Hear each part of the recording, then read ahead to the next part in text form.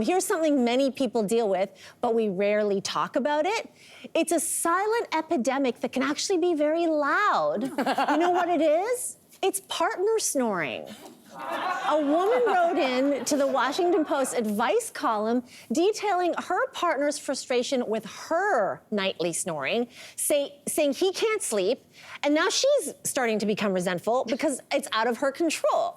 So does your partner's snoring affect you if they do snore? Mel?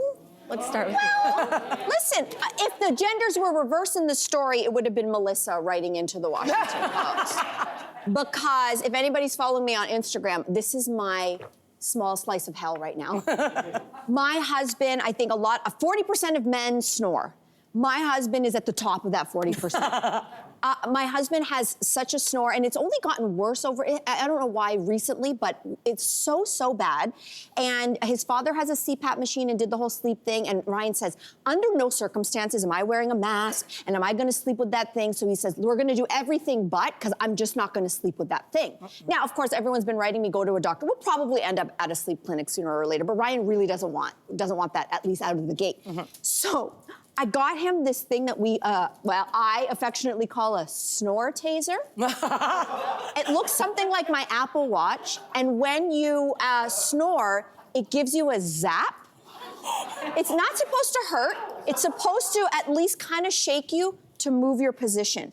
And for the first 3 nights, this thing was a miracle. I was like, oh my God, we have solved snoring, everybody. This is amazing. And I was able to sleep, and sleep is very important to me. And then all of a sudden, 2 nights ago, I don't know what happened. The thing didn't work. Oh, no. And it was just like, and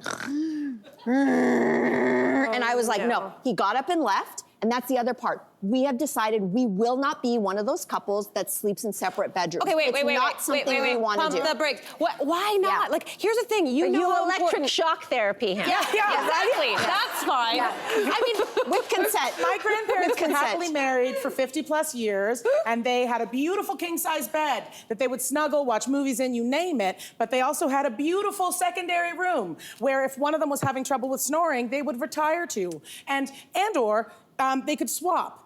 And happily get a good night's sleep on the nights when you really just They're can't. like the kind, we're joking. We like, fall they're asleep spooning. That's Sorry. it. Oh, man.